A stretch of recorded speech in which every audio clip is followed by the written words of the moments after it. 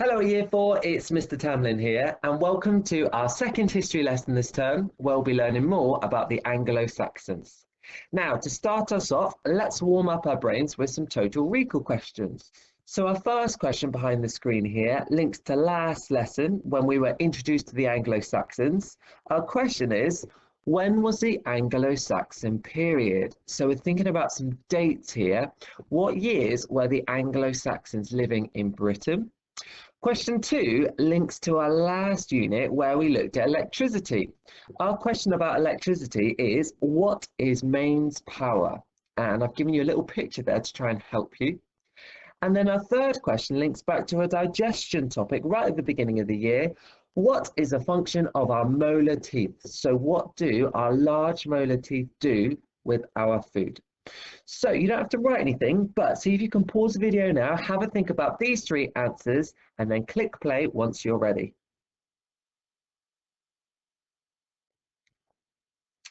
Let's go through the answers. So last lesson, when was the Anglo-Saxon period? It was around 410 to 1066 AD. Well done if you got those years correct. Thinking about electricity, what is mains power? Well, this is electrical power generated at power stations, which travels along wires to homes and buildings. And you generally see them as plug sockets, a little bit like this. And this is when you plug in an electrical appliance for it to work. And then our molar teeth, they are large and flat. They are used for grinding and crushing our food. A massive well done, Year 4, if you've got all three of our total recall questions done for today. So let's get started. Now we're going to begin by making links to Year 3. In Year 3, you learned a little bit about the Romans and you had a whole topic about this period of history.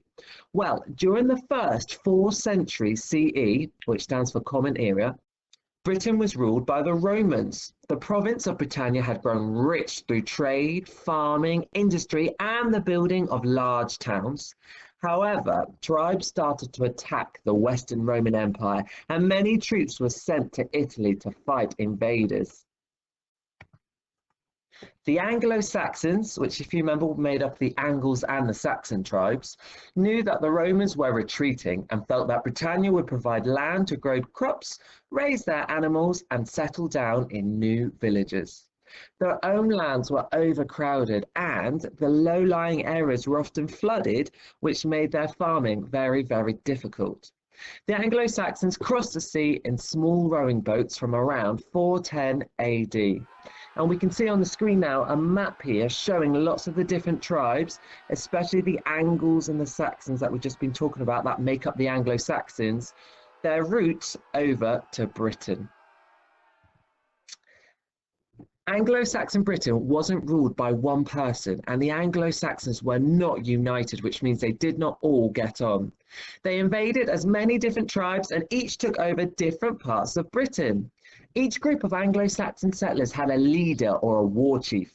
A strong and successful leader became the king, and each king ruled a kingdom which led a small army.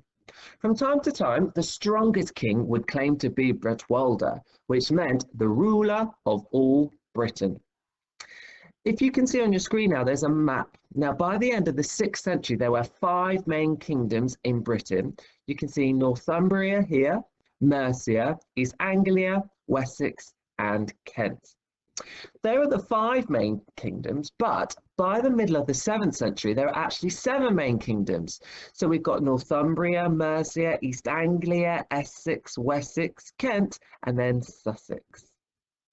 Now, I'm going to move on to the next part where we're going to be looking at an Anglo-Saxon mystery picture.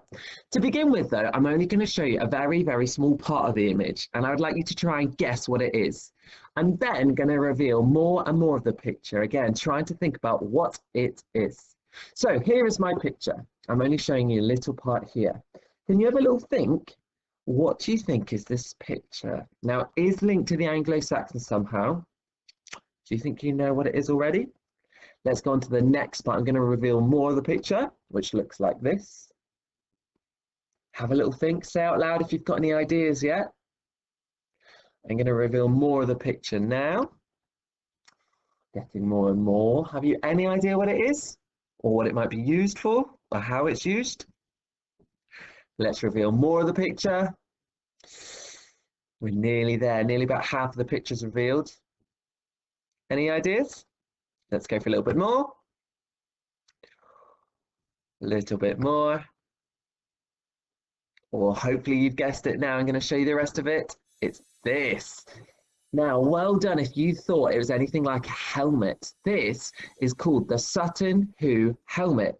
It's one of the most important Anglo-Saxon finds of all time, and it was buried in the grace of a warrior. Now, this is what we're going to be focusing in our history lesson today. I'm going to ask you to pause a moment now and find your red topic books because we have got a date and a title. So it's the 19th of the 1st, 21, and our title is Sutton Hoo helmet. Can you pause the video now and copy this into your topic books?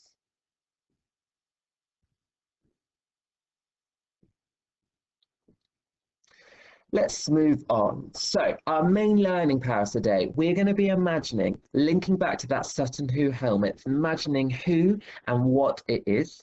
We're also going to be asking our own historical questions. Now, before we start, we need to think about this title here, which is called sources. In history, we can explore different types of sources. Behind the blue box, I've got primary source. Now, a primary source is the actual thing, or the actual thing that links right back to whatever you're learning about. So an Anglo-Saxon tool is an example of a primary source. It's the actual thing that was used in that time. The other type of source that we can learn in history is secondary sources. Now, these might be things like TV programs or books where they might be published like this year or around about this time, but it's talking about something that's happened in the past. So here are a couple more posters to show you. So primary sources, lots of different examples of first-hand accounts. We've got letters, we've got diaries, paintings, clothing, tools like we've talked about. Secondary sources are here, lots of different examples. It's a second-hand account that interprets that primary source, like a textbook, like maybe a program or a documentary. So my first question then, is a Sutton Hoo helmet a primary or a secondary source of evidence? Can you have a little think now? Is it the actual thing or is it a secondary source writing about it? Well, the Sutton Hoo helmet, although it's a picture of the exact thing. So it's a primary source. This is an actual helmet that someone would have used, and that's what we're going to find out today. So our first fact, which we can copy under our title straight into our books, is the Sutton Hoo helmet is a primary source as a picture of a real helmet. Can you pause the video now and copy this first fact straight into your topic books?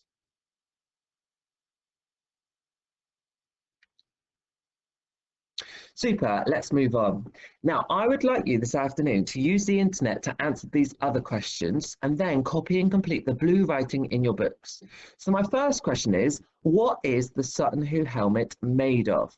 If you go on the internet, and I would literally just type this question into Google, what is the Sutton Hoo helmet made of? You will find out what it is. And then you can copy in your book, it is made of, fill in the blank. Once you've done question one, do question number two. So type into Google, who wore the Sutton Hoo helmet? So I've given you a bit of a clue. There is a king, but I want you to find the king's name who wore the helmet. And then finally, question number three, what was the Sutton Hoo helmet used for? Again, type that into Google and you will find the answer. It was used for blank. Like usual, year four, please take pictures of your answers today and send it to the teacher through your class chat. Good luck with researching these answers.